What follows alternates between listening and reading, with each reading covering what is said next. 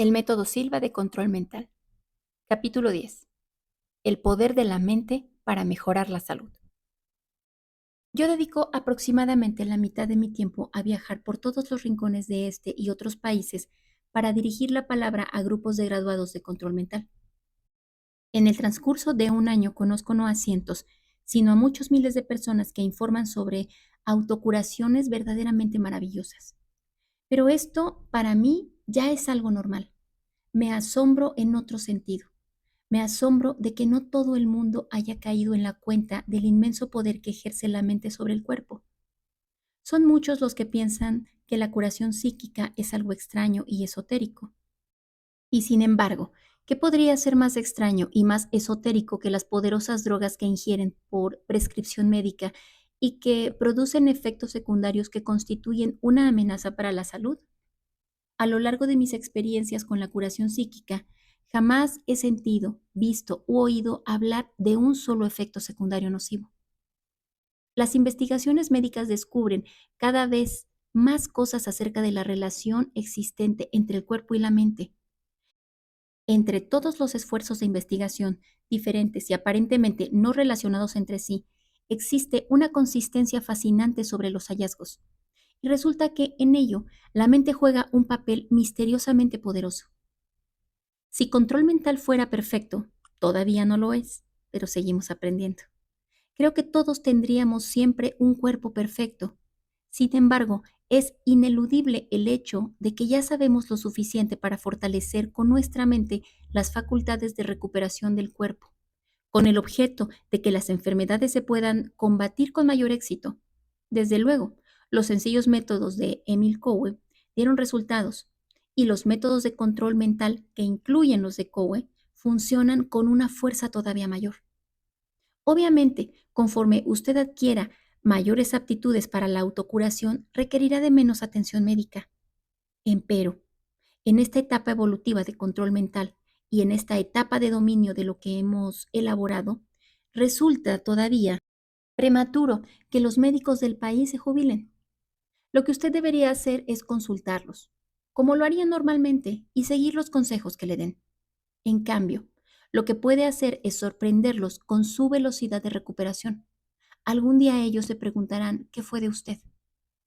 Un gran número de graduados confiesan que usa control mental en emergencias para detener las hemorragias y mitigar el dolor. Por ejemplo, la esposa del señor Donald Widomski se encontraba de viaje en Texas, en una convención con su esposo. Según el periódico Bulletin de Norwich, Connecticut, ella se zambulló en un charco y sufrió una ruptura de tímpano. Nos encontrábamos a kilómetros de distancia de una ciudad y yo no quería obligarlo a irse en plena convención, dijo ella, según las palabras que le atribuye en el diario. Así que me puse a nivel, coloqué la mano sobre la oreja, me concentré en el área que me dolía y dije, se me pasó, se me pasó, se me pasó. La hemorragia se detuvo de inmediato y el dolor cesó. Cuando finalmente me visitó un doctor, este se quedó sin habla del asombro. En la autocuración, entonces, hay que seguir 6 sencillos pasos.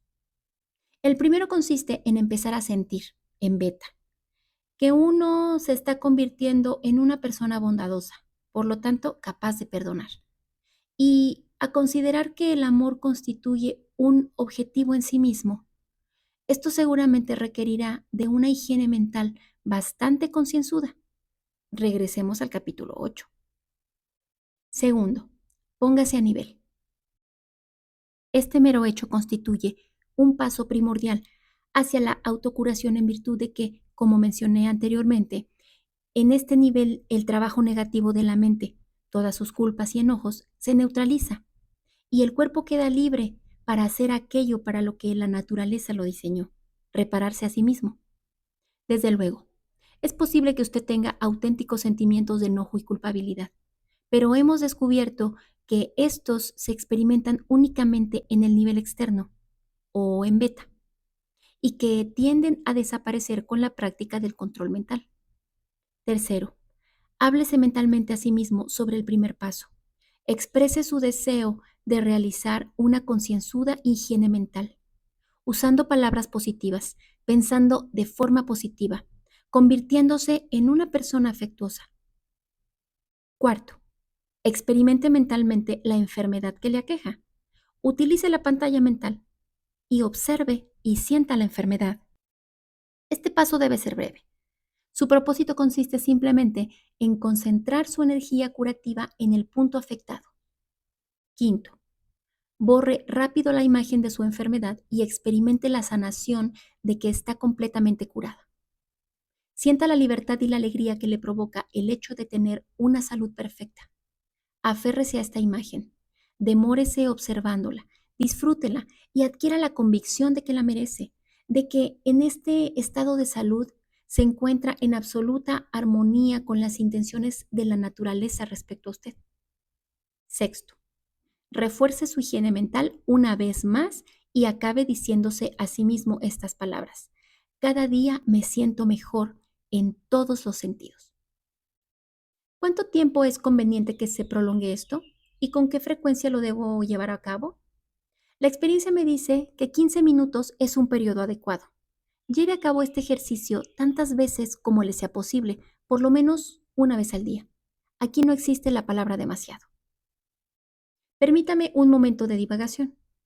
Probablemente haya oído decir que la meditación es algo muy bueno, pero que es preciso tener cuidado de no fascinarse con ella como para practicarla en exceso. Dicen que se puede conducir a un aislamiento del mundo y a una preocupación enfermiza por uno mismo. Yo no sé si esto será cierto o no. Esto se aplica a otras disciplinas meditativas, no a control mental. Nosotros hacemos resaltar nuestra participación en el mundo, no el aislamiento de él. No buscamos pasar por alto los problemas prácticos ni ignorarlos, sino enfrentarlos sin rodeos para resolverlos. Y en este sentido, no es posible excederse. Regresemos entonces a la autocuración. El primer paso no tiene fin. Póngalo en práctica en beta, alfa o teta. Vívalo. Si siente que se le escapa durante el día, junte sus 3 dedos por un instante para reforzar la idea de manera instantánea. Muchos de nuestros centros de control mental publican boletines de noticias para sus usuarios, repletos de informes procedentes de graduados que hablan sobre lo que control mental ha hecho por ellos. Las narraciones sobre el modo en que controlan dolores de cabeza, asma, fatiga e hipertensión arterial son demasiado numerosas para contarlas. Aquí relatamos una, elegida entre tantas porque el autor es médico de profesión. Padecía de jaquecas desde que tenía aproximadamente 11 años de edad.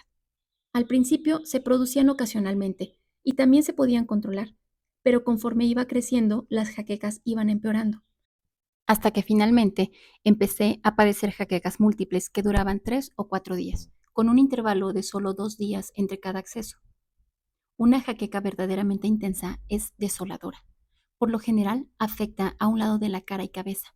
Es como si los ojos se me fueran a salir de las órbitas, como si me apretaran con una prensa y el estómago me diera vueltas. En ocasiones, el ataque se alivia por medio de un preparado específico, una droga vasoconstrictora, que se debe tomar al principio, mientras el dolor es todavía tolerable. Una vez que el dolor se ha instalado, nada lo aliviará excepto el paso del tiempo. Yo estaba llegando al punto de ingerir la preparación cada 4 horas, y aún así el alivio solo era parcial. Así que acudí a un especialista en dolores de cabeza, que me realizó un examen completo para asegurarse de que no sufriera ninguna anomalía física o neurológica. Me dio consejos y un tratamiento que yo ya había estado tomando, pero los dolores continuaron. Una de mis pacientes era graduada de control mental y a lo largo de un año aproximadamente me había estado sugiriendo que fuera con ella a control mental. Yo siempre le decía que no creía en esas tonterías. Entonces, un día la atendí cuando me encontraba en el cuarto día aproximadamente, de un dolor de cabeza. Y debía de estar muy pálido, porque ella me preguntó, ¿no es hora de que haga el curso de control mental? La semana próxima se inicia un nuevo curso, ¿por qué no viene conmigo? Me inscribí en el curso. Asistí fielmente todas las noches. Y en efecto, no tuve una sola jaqueca esa semana. No obstante, una semana después de terminar el curso, me desperté con un terrible dolor de cabeza y tuve la oportunidad de comprobar si lo que había aprendido daría resultado. Hice un ciclo de relajamiento y salí. Desapareció el dolor de cabeza. Me sentía de maravilla. Era un milagro. 5 segundos más tarde, el dolor de cabeza volvió, esta vez con más intensidad. No me di por vencido, así que hice otro ciclo, y aunque el dolor de cabeza desapareció momentáneamente, después volvió. Tuve que pasar por unos 10 ciclos, pero no bajé la guardia en mi empeño, y tampoco tomé la medicina para las jaquecas. Me dije a mí mismo que lo lograría, y la jaqueca finalmente se fue. Durante un tiempo no tuve dolores de cabeza, y cuando volvieron de manera intermitente unos 3 meses después, me bastaba con 3 ciclos. Después que hice el curso de control mental, no he tomado una sola aspirina. Funciona. Aquí tenemos otro caso, el de una monja, la hermana Bárbara de Detroit, Michigan. Lo he escogido porque la hermana Bárbara ha hecho un uso ingenioso de sus propios mecanismos desencadenantes. Durante 27 años había usado gafas porque padecía de miopía y astigmatismo. Conforme aumentaba su miopía, iba aumentando la graduación de las gafas, cosa que reducía la agudeza respecto a la distancia. Antes de que su vista mejorara, tuvo que empezar a usar bifocales. Entonces, en julio de 1974, decidió usar control mental. En estado profundo de meditación, se dijo a sí misma: cada vez que parpadee, mis ojos enfocarán con precisión, como la lente de una cámara. Repetía esto mismo en cada sesión de meditación, y al cabo de 2 semanas empezó a ver sin gafas, aunque las seguía necesitando para leer.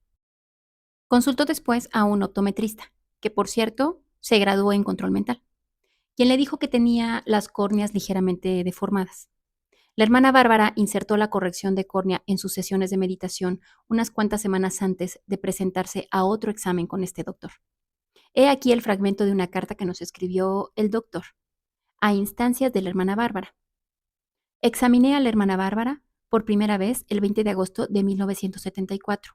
Volví a examinarla el 26 de agosto de 1975. No había usado gafas en un año. La paciente ha experimentado una reducción en la proporción de miopía manifiesta, hasta tal punto que las gafas le resultan innecesarias.